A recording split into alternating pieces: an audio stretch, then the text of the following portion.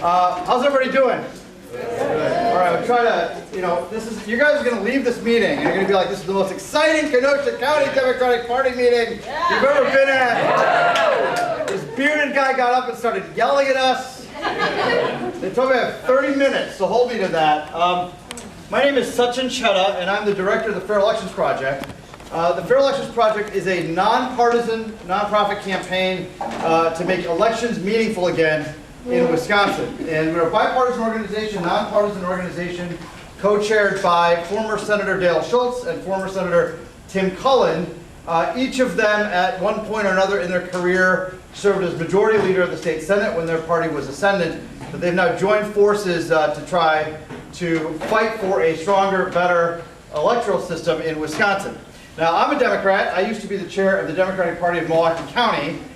So you will have to hold me accountable that I'll try to keep the Democratic hat off and focus on the nonpartisan campaign. But we're amongst friends here, right? So that's important.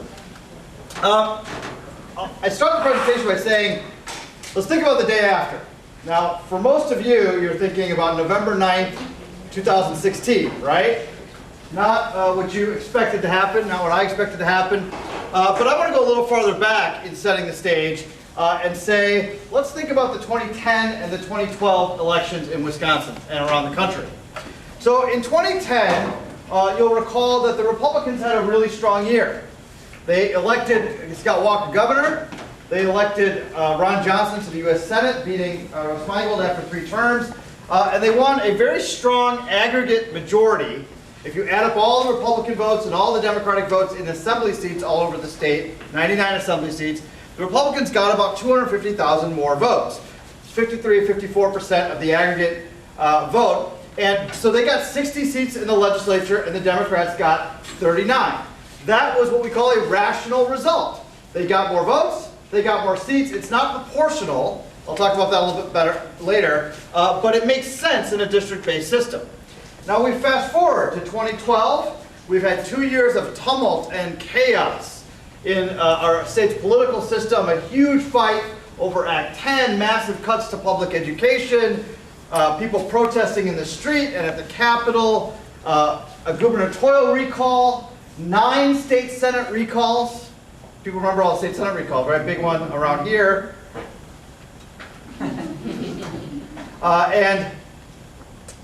The Democrats in the summer of 2012 had won cumulatively 2 Senate recalls, taking seats away from the Republicans, and had won the majority in 2012, right, in the summer.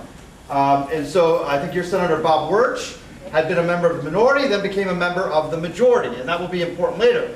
But we get to the fall, and because the maps have been redrawn, the census in 2010, they forced through maps in a secret process early in 2011.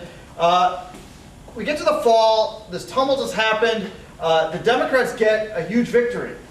Tammy Baldwin beats Tommy Thompson for the U.S. Senate, and Barack Obama is reelected by 7 points in Wisconsin. Huge victory for the Democrats. The Democrats get about 170,000 more assembly votes across the state than the Republicans do. It's a swing of about 420,000 votes in the Democrats' favor, right? Now, I know I'm not telling you anything you know, but stick with me if you don't know, but stick with me. So what happens? Republicans have, massive loss, but they again get 60 seats in the assembly, and the Democrats get 39 seats in the assembly again. Nothing changes, right? A massive difference in how the people voted, and nothing changed. And so we knew then that the system was broken, and that we had to do something about it. So we woke up this day after the election, and a month passed, and a couple of months passed, and State Representative Fred Kessler, who's a Democrat from Milwaukee, gathered a group of people around a breakfast table at George Watt's Tea Room in Milwaukee. And he included me, because I was the chair of the Democratic Party of Milwaukee County at the time, the head of the NAACP, James Hall, and a couple of lawyers, including a guy named Peter Earle, who had, in 2011 and 2012, had fought these maps in another case, which isn't the case I'm going to talk about tonight, in a case called the Baldus case. And they made a little change to the map, but he was an experienced litigator in fighting for fair district maps, right? So we get together and we say, what do we do? Because if we don't change something, we can keep going out and fighting and winning elections, and it won't matter. We just won a big election. And yet we have 39% of the state assembly. We lost the state senate, even though we got more votes. That doesn't make sense. And we can't live like this for 10 years, right? We can't live like this for 10 years. So we started educating ourselves, and we were just volunteers. Nobody made us get in a room together. Nobody was paying us. We just decided we were going to meet, and we met every 2 or 3 weeks. And we educated ourselves on the law, and we educated ourselves on the Constitution and how it connected to these things, and the Voting Rights Act. And we tried to figure out what we could do about it. Now, we knew that our expectation was that our votes would count, and we knew that that expectation was not being met. So we knew that we had to do something about it. So one of the things we learned, and we knew this intuitively, but the data was really important, learning the data. And so we figured out all these things about competition and how voter suppression was having an impact and how gerrymandering was having an impact. And I have one example, this chart here. This is 1992 at the top and 2012 at the bottom. And it shows the number of swing seats in the US House of Representatives. And I'm just using this as an illustration because this is happening in state after state all over the country. In 1992, when Bill Clinton was elected president, there were 103 swing seats out of 435 in the US House of Representatives. A quarter of the US House had competitive races where the candidate mattered and the campaign mattered and whether they did a good job and whether they were connected to their community, those things mattered. And so who controlled Congress was driven by who could win the folks in the middle. But as we see increasing gerrymandering and increasing voter suppression and a real effort to make elections not competitive, by the time we get to the 2012 election, 20 years later, we're down to 35 swing seats out of 435. Less than 10% of the seats in Congress or in the US House are competitive. And in fact, if you add up the landslide and leaning and strong Republican seats, they can win a majority of the US House without winning a single swing seat, right? So this lack of competition was something we knew we wanted to confront because there's a consequence to a lack of competition, right? And the consequence is that for both parties, for Democrats and Republicans, and I'm quoting Elizabeth Colbert here, that the science is so precise that incumbents' main fear becomes a primary challenge. They don't start thinking about how do you win a general election. They start worrying about how you win primaries. And the language she uses, the best defense is to play to the lunatic fringe. Now, I'm not trying to insult anybody here. I'm a super lefty Democrat, so we're not hiding that. But we don't want our entire politics driven by the extremes on both sides, because then things happen, that, especially increasing polarization. And for us in Wisconsin, I'm going to talk about this a little bit more, it changes the character of our politics, right? So for me, for many of you, we want the most progressive candidate, but we also want a political system that works. And we want a political system that's responsive to public pressure and to public opinion. And just getting a few folks to agree with us on the edge when we're going to be down 2-1 in the legislature doesn't really help us if we don't have a legislature that's responsive to public pressure. Now, let's be clear that this was the plan. There's a book, and I've been encouraged not to put the title of the book. I've cut off the top of the book here because there's a profanity in it. So if you want to know the name of the book, Google the words rat and then pick a bunch of profanities. The author's name is David Daly, and he wrote this book that is it's an illustration, it's an expose of this program called Red Map. And what Red Map was a national Republican program to target legislative seats so they could gain control of as many legislatures as possible. They didn't go out there to maximize how many seats they were going to win in 2010. They didn't go out there with the intentionality of just winning wherever they could. They put their resources into places, into states and into districts where they could flip control of legislatures for the specific purpose of getting control of drawing the map lines. Because they said, look, we're going to play the long game. It's not just about winning in 2010. It's about making our lives easier by gaining control of this process for the next decade and maybe even longer. So when it came time to draw the new lines, the GOP wanted to be in control. So it was intentional. It wasn't organic. It's not the natural swing. A lot of times if you talk to friends who aren't as active in politics as you are, they'll say, look, the Republicans are up now, but the next time the Democrats will be up, and politics swings back and forth. And there's some truth to that. The political science tells us that there are swing voters in the middle who sometimes will just, they want to go this way this time, and then 8 years later they want to go the other way. The problem is if the maps are fair, so the good thing is if the maps are fair, then those swings in the electorate result in swinging legislatures, and the policy debate stays kind of around the middle and goes forward. But when you rig the maps, then it means that the pendulum doesn't actually happen. So people are like, well, you know, the pendulum will swing back to the Democrats. And what you should say to somebody when they say that is they did swing back in 2012. We got all the votes. We just didn't get the seats. And so there's something broken in the system. Let me then just define for the purposes of this discussion what partisan gerrymandering is. Now traditionally, gerrymandering was seen as manipulating the maps into weird shapes. In 1812, the governor of Massachusetts was named Elbridge Gerry, G-E-R-R-Y, and he drew this map in the northeastern corner as they were redistricting after that census, and they drew this map in the northeast corner of Massachusetts, the northern side of Massachusetts, and it looked like this to editorial cartoonists. And they said that looked like a salamander. Now I grew up in Waukesha County, and in the parks we had salamanders. They didn't look like this. That looks like a dragon to me, so we should be happy that salamanders are a lot more innocent looking today than apparently they were 200 years ago. And they didn't even respect Elbridge Gerry enough to say gerrymander. They changed it to gerrymander, but this is where that term comes from. And traditionally we see it as kind of funny shapes, right? And so here's some examples of congressional seats around the country, Illinois, Georgia, North Carolina, and you can see they don't look like rational districts in terms of communities being together.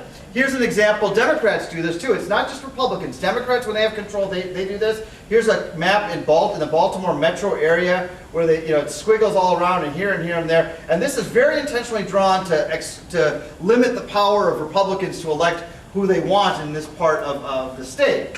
But it doesn't have to be funny lines, and that's really important to the work that we're doing to try to fix gerrymandering in Wisconsin. If you look at this map, and I know you can see it really clearly from way back there, but these districts look kind of normal. They're not squiggling all around. This is the legislative districts in Illinois. You got a block here and a block here and a block here. This map is gerrymandered, but it doesn't look like it is because the sophisticated technology that map drawers use now, taking census data and using computers and using technology, they can gerrymander the map on a vote result basis without the districts looking horrible. In fact, in Wisconsin, you have to look really closely to see where the gerrymandering is in the congressional map. What did I do here? There we go. So if you look right here, this is Stevens Point in Portage County, right in the middle, this little yellow section, and right here is Wausau above it in Marathon County.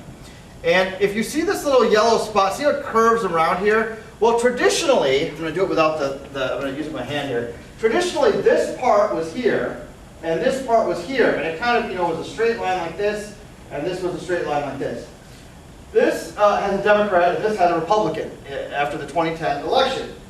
And so what they decided to do is they took a bunch of Democrats in Stevens Point and Portage County, which is a pretty progressive place. They linked them through, Adams County and Juneau County to the 3rd district. And then they took some Republicans here in the rural parts and Republicans over here, and they pushed them into the 7th district, and they made this district more Republican, and they made this district more Democratic. And it's visible here, but this whole map, there was not a single seat that was decided by less than 20 points in the last election. Right? This is a wired map, 5 Republicans, 3 Democrats, and we're never going to have a choice if they have their way in terms of what happens. Now maybe that changes with the craziness of today, with the healthcare bill and other things, but they really are trying to make elections not a function, not a part of accountability. Right? They just want elected officials to choose their representatives, and then they can do whatever they want to do, and it doesn't matter what happens in the election. So what then specifically, we talk about gerrymandering, what is partisan gerrymandering? And it is to establish a political advantage for a particular party by manipulating geographic boundaries to create partisan protected districts. It doesn't mean, there's a bullet missing. It doesn't mean funny looking maps. It just means manipulating the boundaries, right? So our focus as we did this research in 2013 and into 2014 is that we realized we weren't going to be concerned about funny shapes, but what we were focused on is a misalignment of votes and seats. And so when we talk about getting, if you get 54% of the votes, you get 60 seats, then that seems like a rational result, right? Like you got more votes, you get more seats. But then the next time the Democrats got 52 or 53% of the vote, and they only got 39 seats, right? And so what we know that it's not going to be proportional exactly every time. If you get 54% of the vote, you get 54% of the seats. That's not how our system works. That's how like the Israeli national legislature works, right?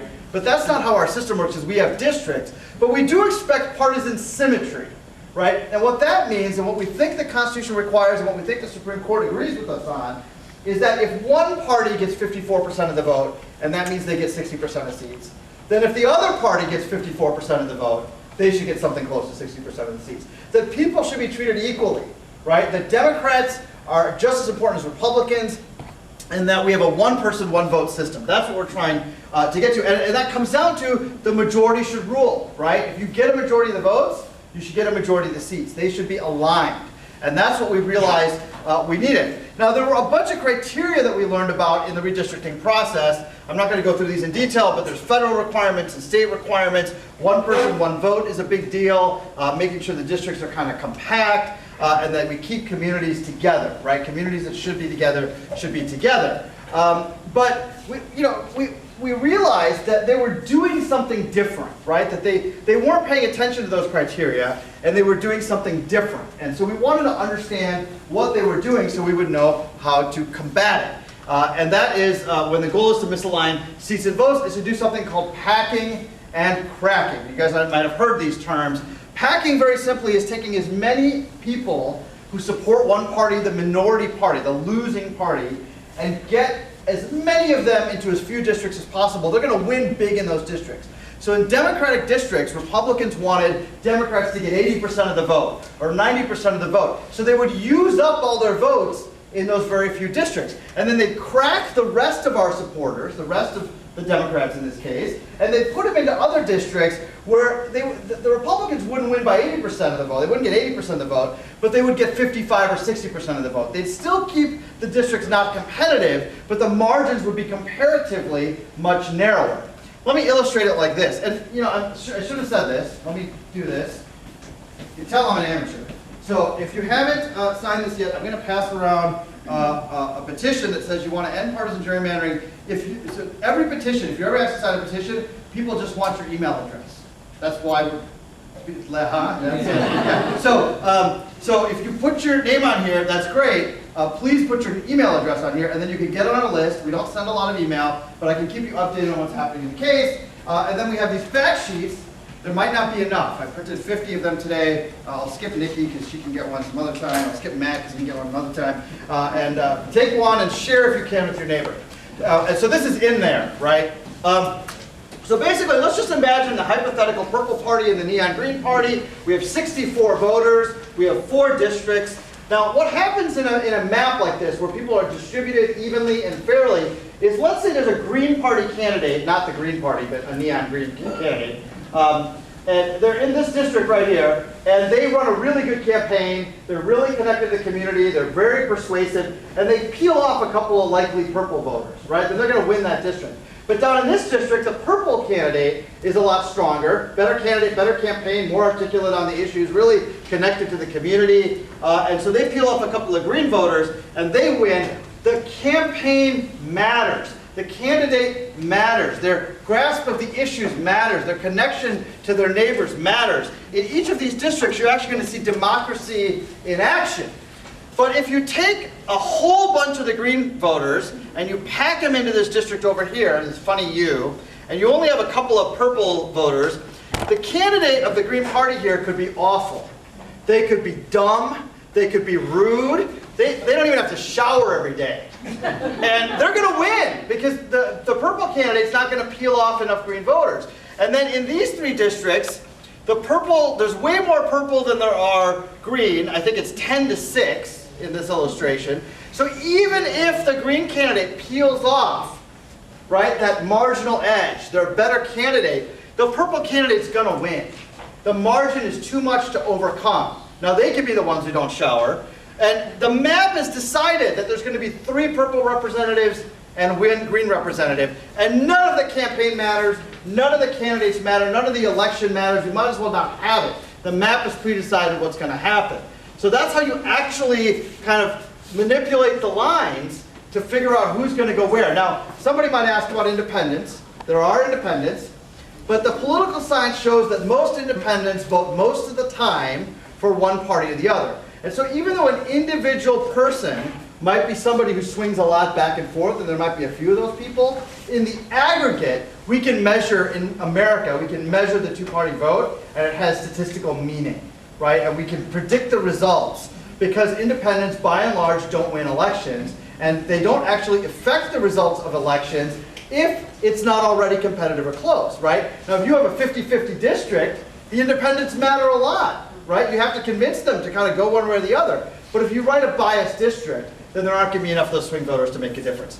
This is exactly what happened in Wisconsin. Here's the assembly map and the Senate map. You can't look at this. There are some examples. You could go, that looks a little funny. Why is Sawyer County in with Wausau? That's a 3-hour drive. It's because they wanted to make this district more Democratic and this one more Republican. But by and large, it looks like it's okay. So why does this matter? And especially, why does it matter to you as a partisan audience? First of all, majorities have no hope of winning the majority, right? So we can get, as Democrats, we can get a majority of the vote, and it doesn't matter because we're not going to get anywhere close to the majority of the seats. And in fact, for Republicans in Illinois or Maryland or Massachusetts or Rhode Island, did I say Rhode Island twice? No. It dampens their enthusiasm. It has a chilling effect, and it starts to skew what democracy actually looks like, and it changes the character of your democracy. Incumbents get protected, incumbent parties get protected. Even if the incumbent retired, they know they're going to be replaced by someone from the same party. And all these legislators have to play to the extremes, which we've talked about. Now, in Wisconsin, what that means is that the bipartisan consensus on the issues where we've had consensus has broken down. UW funding is something that both parties supported. We wanted a world-class university. We wanted good roads. We actually believed, even the Republicans believed in local control and funded public schools. In fact, under Governor Tommy Thompson, we funded 2/3 of public schools. Now, we did argue about things. We argued about the level of teacher compensation. We argued about the level of property tax limits. But the fundamental thing that we agreed on is that public schools should be funded. There was actually broad bipartisan agreement on that, even with all the partisan fights that existed. Those things have all kind of gone to the wind, and now ideology trumps progress. So I've talked about the problem for 20 minutes. I'm 5 minutes over the problem part. So I'm really going to have to rush through the solution part. And I want to talk about the broad strategy that we have nationally in Wisconsin to change what we see in partisan gerrymandering and make a difference, and why we filed a lawsuit. So there's a lot of talk about a bill to change the process, to make the process independent. That's a good idea. We should do that. The problem is the legislature itself has to decide to do that. There's no way for voters to make that change. The courts can't change it. So while we fight for that, we have to do something to change the outcome, or we're going to live under these maps for 10 years. We've already lived under these maps for 6 years, for 3 elections. Not 6 years yet, but for 3 elections. And so we decided and understood that we needed to have litigation to change the outcome of the map, right? To change the map itself and to have it live under some standards so that we could have fair districts. And that we're going to file this lawsuit not just to win. We hope we win, and we're going to talk about winning, but also we want to change the conversation about what's important. And you know, there's a good audience here today. We had 150 people at a town hall in Wauwatosa last night. We had more than 200 people total in Appleton and La Crosse at town halls last week. We can't get that kind of turnout for gerrymandering. I mean, it's a technical issue, right? Unless we do something and change the conversation. And that's why under Fred's leadership, we really fought to file a lawsuit. Now, I have like 20 slides on the law. I've taken them out because if you're not an audience of lawyers, you don't want to see all that. But the important thing is that we understood after all this research that there was an invitation in the law to set a standard, right? That the Supreme Court has actually confronted partisan gerrymandering over and over again. And they haven't said that partisan gerrymandering for sure is completely unconstitutional. They've definitely had a minority that say it should be allowed, although always only a minority. And basically Justice Kennedy, in a case called the Veith case, issued an invitation in 2004 and said that a workable standard for measuring a gerrymander's burden on representational rights has not yet emerged, doesn't mean that one won't emerge in the future. And there's a bunch of other language, and basically it's seen by lawyers, scholars of redistricting law, right, of districting law, that there's an invitation here, but we have to figure out how to respond to the invitation. So we have this breakfast group that's been meeting and learning all these things, and we're networking all over the country. And we are introduced to a law professor at the University of Chicago, who's written an article that's not yet been published at that moment in time. And his name's Nick Stephanopoulos.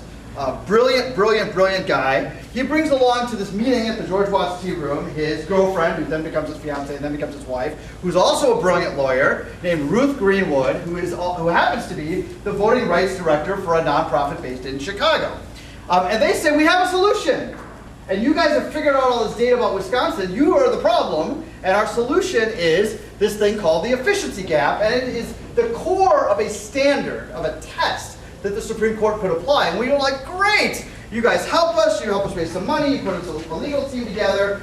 We have something that we can work with, and we can actually go out and fight and get to the Supreme Court and have them set a standard. So we work for another year. It takes another year to put all the things together. We have to raise money. We have to recruit plaintiffs. We have 12 Democratic plaintiffs that are just like you from all over the state of Wisconsin. Are there any plaintiffs in the room?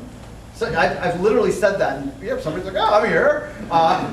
Don Winter was in the room the other day. I'd never met him before. So we have these plaintiffs. We have lawyers from all over the country now, 12 or 13 lawyers in like 6 different cities. We have experts that we've hired who've written these reports. And we filed this case in federal court called Whitford v. Nickel. Originally, now it's Whitford v. Gill. And here's what we want in the lawsuit. We want a solution that's based on the test for racial gerrymandering, because these 3-part tests are common, and that way we can be doctrinally incremental. We're not, what people need to understand, we're not just like making up new law out of thin air, right? It's not a crazy solution. It's a very thoughtful response to an invitation the Supreme Court has put out there, and we're trying to say, look, you just need to move a little bit. The Supreme Court just needs to incorporate partisan intent, partisan effect into these tests so we can actually have change. So we have this 3-part test, partisan intent and partisan effect, and I have 2 pieces left to my presentation. One is I'm going to tell the story, and where's Ron? I'm going to go a little bit over, so everything's going to go over. And then I'm going to say what you can do about it, okay? So the story is this, and many of you might know this story. So remember I said this guy Peter Earle was in our initial meeting, and he was one of the lawyers in this original case called the Baldus case. Well, one of the things that happened in that Baldus case is the public learned that this whole process was totally corrupt, right? And there was a secret map room across the street from the Capitol. They didn't have any open hearings. Even the Republican legislators had to sign non-disclosure agreements in order to see their part of the map. They couldn't even see the whole map. The whole map wasn't public until right before they voted, and they rushed this stuff through all in early 2011. They didn't even let counties and municipalities across the state figure out where the ward lines would be. They just skipped that step and moved right ahead. And so there was a lot of fighting in that case, back and forth. And one of the things is you have this thing called discovery, right, where you have to turn over documents. And so these plaintiffs, these citizen plaintiffs, had filed suit against the maps, and they had gotten the lawyers for the state. So the state had spent $2 million on these lawyers at Michael Best and Friedrich, and they'd gotten the state to turn over some documents. And the state was saying, we've turned over all the documents, we've turned over all the documents. Well, it turned out that it mattered, I'm tying it all back, that the Democrats took the majority in 2012. Because the clients for this law firm, they had acted like the only clients were the Republican leadership. The taxpayers were paying the bill, but they didn't act like the Democrats were the clients. So when the Democrats took the majority of the recalls, and if anyone tells you were the recalls worth it, damn yeah, they were worth it, for this one reason alone. Because Mark Miller of Monona became the majority leader of the Wisconsin State Senate in the summer of 2012, and he sent a little letter to the Michael Best and Friedrich people and said, hey, we're your clients now. And the lawyer said, oh, well, this is going to change things because we've been acting like partisan fools. And they said, well, we'll just send over the same documents that they're asking for. Clients are like, give us all the files. You have the right, if you're a client, to get all the files. So we'll just send them all the files that we've already turned over in discovery. But there, whether it was a mistake or it was one honest person or whatever happened, they had thousands of documents that are turned over, and the lawyers went through the documents, and they figured out that there were 34 documents, 34 out of thousands, that hadn't been released in prior discovery. Whoops. Now, federal courts don't like it when you break the rules of discovery, and federal judges get very angry when you come to court and you say, I followed your rules, I listened to your orders, and it turns out you didn't. This set off months of additional litigation. The case was actually over. We were in a post-verdict, the lawyer will tell us what it's called, but post-verdict briefing, and they wanted post-verdict relief. And it took months and months and months. But the result of all the fighting back and forth is that the court fined the lawyers tens of thousands of dollars. They said, we don't trust you. Turn over the computers and turn over the hard drives. And some of the hard drives were deleted. And the court said, turn over the damn deleted hard drives. And we'll try to examine them. And some money got raised, and these lawyers were able to go to a secret, a guy who retired from the Secret Service, who was a forensic analyst, and they started looking at these hard drives, and they found all these additional documents. And there were more fines, and then they had this data. And now, so this was in 2013 that they got all this data. So you fast forward 3 years, and we're getting ready for trial in the Whitford case, okay? And Peter Earlhead was a lawyer on the case before, he's a lawyer on the case now, and he's looking at all this information, and he says, you know what? How come in the discovery here we don't have any spreadsheets from April of 2011? They passed the maps in May of June of 2011, and it's all done on the computers. Why aren't there any spreadsheets? And so they had these deleted hard drives. They went back to the forensics guy, and they said, look, we don't have a lot of money. Just search for hard drives from April of 2011. Just search for spreadsheets from April of 2011. That's all we want you to search for. And lo and behold, he did that, and they found something represented on this chart. Now, what this chart represents is there were these 2 staff and 2 consultants who had access to the secret map room. And their names were Adam and Tad and Joe and Keith, 4 dudes. And they would analyze these maps and draw these maps. And so they had a map that said, here's where we were in the 2000s, right, in the previous 10 years. And basically the baseline for Republicans was they were pretty sure they were going to get about 49 seats by the time we got to the end of that map. That map had actually become more biased towards Republicans, but unintentionally, right? And so they started there, and then the names of these files, these spreadsheets, right, that they found on these deleted hard drives, Joe Base Map and Tad Mary, or Tad Mayhew, and Joe Assertive. Listen to these words, and then Adam Aggressive, and Joe Aggressive 2, and so these titles of these maps got more and more extreme. These are literally the file names on these spreadsheets. And what they were doing is they were drawing maps that increased the number of baseline Republican seats in the map. And they started at 49, and they got all the way up to 59, no matter what happened in the election. And then they started subjecting that map, they would tweak it, and they'd subject it to a swing analysis. And I'll explain that. And they'd tweak it, and they'd subject it to a swing analysis. And what they were doing is they were saying, look, what if the Democrats have a better year? And what if the Democrats have an even better year? What if the Democrats have a landslide election? We're going to make sure that this map is so strong that even when we subject it to more and more Democratic votes, it's still going to be 59 seats for the Republicans, no matter how good a year the Democrats have. And we introduced this evidence through, there was a deposition, and there were witnesses at the trial, and documents submitting. And the court said, this isn't me talking, this isn't our plaintiffs talking, this isn't our lawyers talking. The court, and this is a judge appointed by Ronald Reagan, it is clear that the drafters were concerned with and convinced of the durability of their play.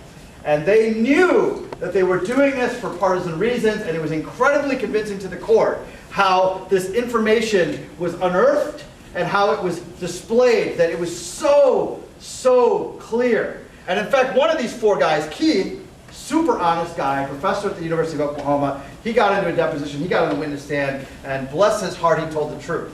And so we learned all of these things that was going to happen. Now there was another part of the test I have to close up before Rollin gets the hook out, where we measured the effect. So we had the intent, we measured the effect. Our expert measured 800 redistricting plans over 50 years across 40 states of publicly available data. Under one measure, Wisconsin was the 4th worst, most biased map in history. In another measure, it was the single most worst map in modern American political history. We've only had the one person, one vote rule since the 60s.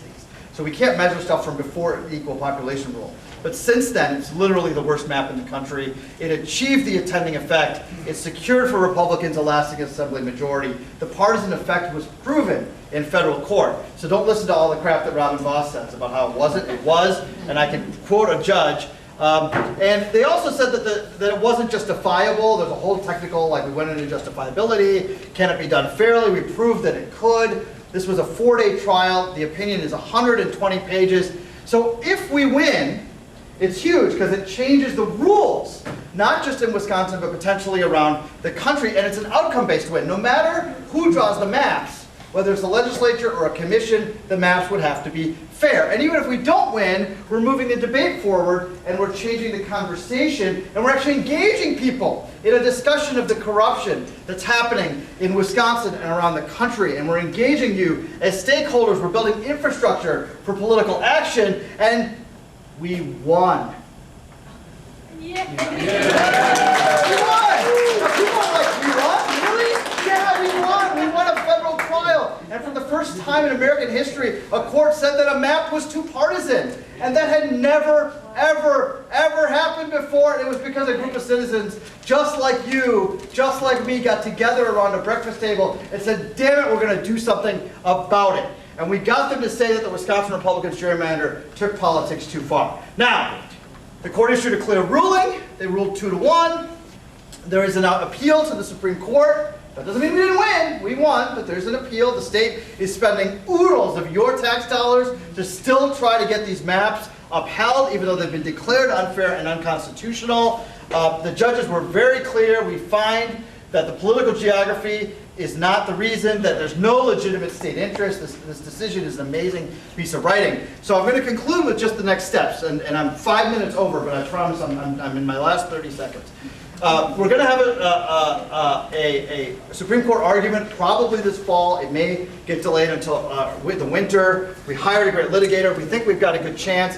But the expectation should be realistic. This is not a silver bullet. We're not solving all the problems of American politics. It doesn't replace shoe leather and hard work. If we get fairer maps, we still need good campaigns. We still need great candidates. They still need to work hard. We're not trying to bias the map for Democrats. We just want fair maps. So when you have a candidate who steps forward, they have a chance to win. And the maps won't be totally fair, right? Because there's a standard set, and it's not like a 0% bias, right? So we actually proposed a 7% threshold. The maps are already at like 12 or 13%. So they'll be fairer. They may not be fair, but they will be fairer. You can do something. You can participate in the fight for us to win. Number one, they're under a court order to actually redraw new maps. And that hasn't been stayed yet. The Supreme Court hasn't stopped the process. So call on the legislature. And even if you're represented by a Republican, especially if you're represented by a Republican, call them up. Write them a letter. Write an op-ed. And say, start redraing the maps and do it openly and transparently, right? Which is opposite of how they did it in 2011.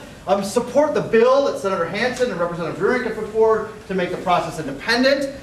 Complain in public. Even Republicans are really pissed off that they're spending millions upon hundreds of thousands of dollars to protect their position. The Beloit newspaper is one of the most conservative newspapers in the country. I'm sorry, in the state, well, probably the country. And they are complaining massively about this because it's totally corrupt to take your money as taxpayers, and instead of spending it in the public interest, they're spending it to protect their political advantage. And I need your help because there's so much work to be done to organize. I ask you to support the Fair Elections Project. We have contribution forms. I'm happy to stay and answer questions after the meeting is over. And I'm sorry I went long. So much.